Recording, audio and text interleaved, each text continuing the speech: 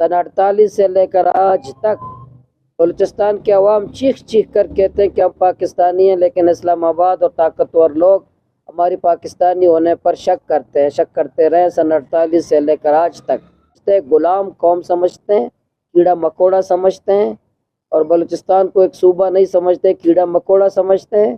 اور بلوچستان کے وسائل کو مال غنیمت سمجھتے ہیں۔ جیسے کوئی فوج کسی علاقے پہ قبضہ کرتا ہے اور اس کے وسائل کو مال غنیمت سمجھ کر ہڑپ کرتے ہیں، اور بلوچستان کو اسی طرح ایک مقبوضہ سمجھ کر کے یہاں فتح کر کے اور یہاں کے وسائل کو چاہے ریکوڑک کی شکل میں ہو،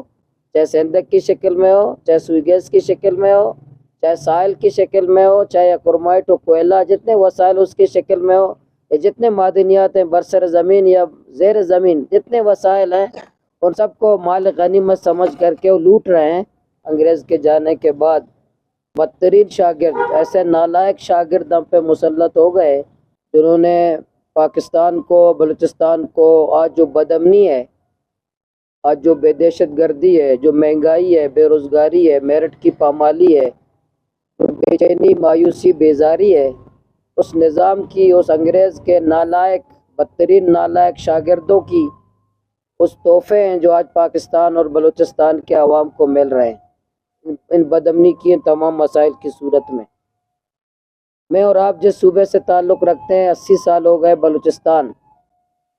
شروع دن سے سن 48 سے لے کر آج تک بلوچستان کو ایک صوبے کی طرح نہیں سمجھا گیا آج تک، ایک کالونی کی طرح، ایک چاونی کی طرح بلوچستان کے ساتھ وہ سلوک کیا، اور بلوچستان کے عوام کو کی پاکستانیت پر اور بلوچستان کے حوالے سے ایسی پالیسی اختیار کر رہے ہیں،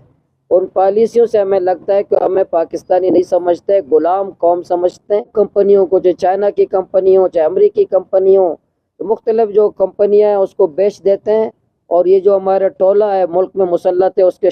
شیئر ہولڈر ہوتے ہیں، وہ کمیشن حاصل کرتے ہیں، اس کمپنی کے ساتھ شیئر کر کے وسائل لوٹ لیتے ہیں، اور کمپنیاں وسائل لے جاتے ہیں، اور یہ وسائل کو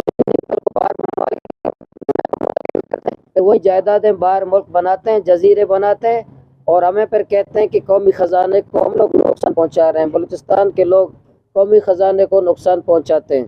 اسی لیے آج جو بلوچستان کی حالت ہے، اسی ظالموں کی وجہ سے، اس کرپٹ نظام کی وجہ سے، اسی آج بلوچستان میں جو بدامنی ہے، دہشت گردی ہے، کوئی محفوظ نہیں ہے، شاعرہ محفوظ نہیں ہے۔ ماشاءاللہ کہتے ہیں کہ یہ تو ہم نے ہارڈ اسٹیٹ بنایا ہے، ہارڈ اسٹیٹ ہے کہ کوئی قانون سے بالا تر نہیں ہے، غریب اور امیر جو ہے نا برابر ہے۔ ہارڈ اسٹیٹ کا مطلب ہم نے یہی رکھا تھا کہ جو ہے نا کوئی امیر اور غریب، اور کوئی آئین کا دفعہ بھی پڑھ کر سناتے ہیں ماشاءاللہ، وہ آئین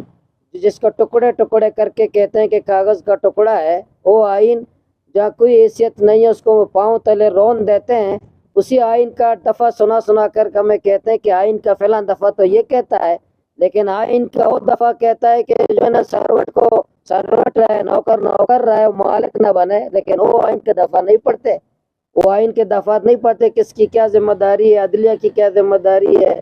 مقننہ کی کیا ذمہ داری ہے، بیوروکریسی کی کیا ذمہ داری ہے، وہ آئین کے دفعات تو بھول جاتے ہیں۔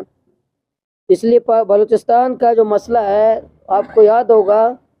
کہ جنرل ایوب خان کے دور میں جنرل ایوب خان نے کہا تھا کہ چند شرپسندوں کی بغاوت ہے، اس کو یہی نام دیا تھا۔ آپ کو یاد ہوگا جنرل مشرف نے 3 سرداروں کا نام لیا تھا کہ یہ 3 سرداروں کا مسئلہ ہے۔